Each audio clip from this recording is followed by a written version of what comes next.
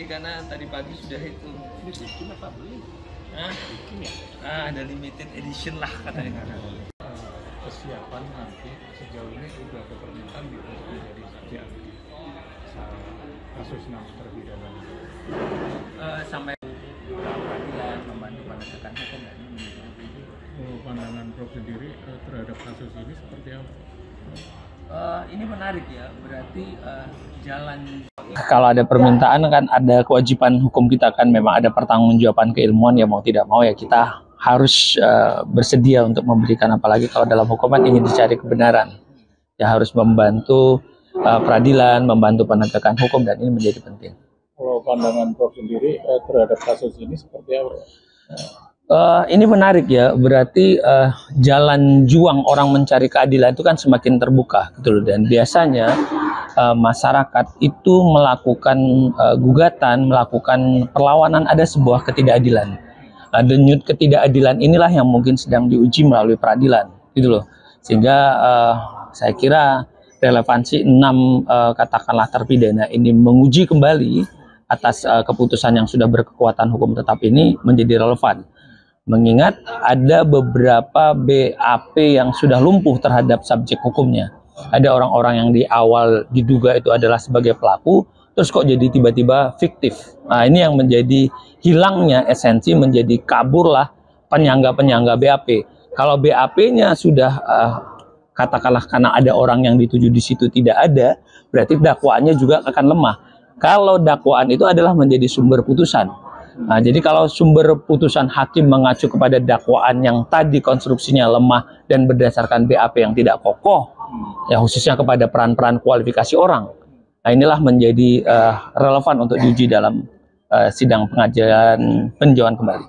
Yang dituju di situ tidak ada, tidak harus menghadapi sendiri, tidak seolah-olah ada hambatan-hambatan itu mereka tidak. Karena dari pintu masuknya sudah keliru, bisa jadi patut diduga pada tahap penyangga-penyangga BAP. Kalau BAP-nya sudah katakanlah karena ada orang yang dituju di situ tidak ada, tidak harus menghadapi sendiri, tidak seolah-olah ada hambatan-hambatan itu mereka ya menangannya sendiri. Tapi kalau ada wadah, ya tata kelola tentu aja kan ada orangnya, ada manajemennya, ada pelaksanaan jaga dokter waktunya. Kalau Prof sendiri kan waktu kesaksian Zakat Tatal menyebutkan bahwa ada saling bertentangan antara putusan satu dan putusan lain. Sebenarnya kejanggalan yang ada itu seperti apa setelah dipelajari? Ya itu tadi, karena dari pintu masuknya sudah ada. Pertama misalnya ada pelanggaran hukum acara, bahwa setiap orang itu seharusnya diberikan hak hukumnya. Nah, pelanggaran-pelanggaran hukum acara di pintu masuk tingkat penyidikan tadi yang tidak diberikan hak, ini adalah seharusnya sebuah peristiwa yang memang itu harus ada pendampingan hukum, apalagi ketentuannya wajib tapi tidak dilakukan, maka ini sebenarnya telah terjadi penyimpangan yang seharusnya ada pelanggaran hukum acara dilakukan.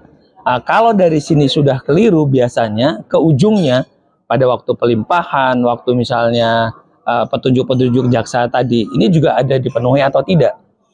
Karena dari pintu masuknya sudah keliru, bisa jadi patut diduga pada tahap dakwaan, pada tahap pembuktian dalam persidangan terjadilah karena ada sesuatu yang memang ditutupin. Dua bagi saya adalah yang menjadi penting, ada pembuktian-pembuktian yang jelas sebenarnya dimiliki, tapi tidak diuji validitasnya pada waktu itu. Misal terhadap SMS ataupun yang katanya itu ada terkonfirmasi dari Andi ke Sudirman terus ke Zakat Tatal dan segala macam. Ini kan tidak pernah ada bukti secara saintifik juga gitu loh, karena dari situ motif yang katanya direncanakan bahwa ini akan ada terjadi, tapi tidak ada satu petunjuk juga yang membuktikan relevansi alat bukti tersebut. Dan teman-teman kepolisian pada waktu itu juga tidak mengungkap ini dari handphone siapa, ditujukan ke siapa, dan ini kan padahal kan teknologi menjadi satu alat bukti juga yang harusnya menjadi dipertimbangkan. Kedua adalah yang menjadi penting juga adalah kendaraan sepeda motor yang tidak ada nomor polisinya itu benar nggak sih dipergunakan oleh pelaku ini, benar-benar nggak? Kalau memang nggak kan bisa dicek entah melalui media sosial, melalui masyarakat, bahwa kendaraan-kendaraan yang nomor polisinya tidak jelas ini juga harusnya dijelaskan benar-benar dikendarai atau tidak. Tiga juga CCTV yang seharusnya dari perjalanan katanya dari TKP 1 ke flyover itu kan banyak hal-hal. Misalnya ada keramaian, misalnya ada toko tertentu, ada perumahan tertentu yang seharusnya bisa dibuka. Ini terhadap bukti-bukti yang secara clear ini kenapa tidak diuji? Dan itu dimiliki di awal di tingkat kepolisian. Nah, seharusnya ini kan diuji. Nah, ini yang menjadi ada fakta atau keadaan atau alat bukti yang dari awal sudah disembunyikan. Tapi Prof melihat bahwa ini ada kehilafan hakim atau gimana? Oh, tentu hakim bisa hilaf ya karena memang dari awal sudah dikirim berkas yang juga memang tidak lengkap. Artinya pintu masuknya pidana itu kan di tingkat kepolisian. Teman-teman kejaksaan, teman-teman kehakiman itu kan bisa terkecoh akibat bumbu dapur yang dikirim tadi tidak sempurna. Andai bumbu dapur yang dikirim tadi konstruksinya, peristiwanya dibikin utuh, lengkap, lah ini kan tidak terkecoh.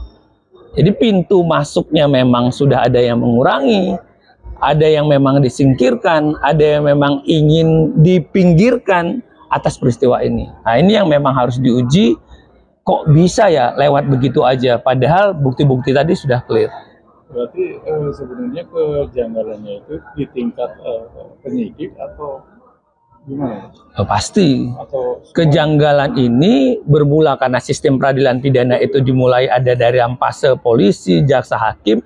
Karena ini dari awal ya berimbas seharusnya berdasarkan azas diferensiasi fungsional bahwa peran polisi itu bisa diawasi oleh kejaksaan, harusnya nanti divalidasi lagi di pengadilan. Ini yang nggak jalan.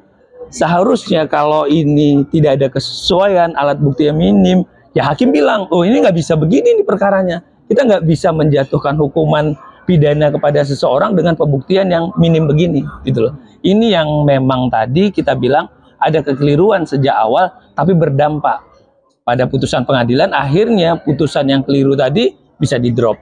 Yang dituju di situ tidak ada, tidak harus menghadapi sendiri, tidak seolah-olah ada hambatan-hambatan itu mereka ya menangannya sendiri. Tapi kalau ada wadah, ya tata kelola tentu aja kan ada orangnya, ada manajemennya, ada pelaksanaan jaga dokter waktu.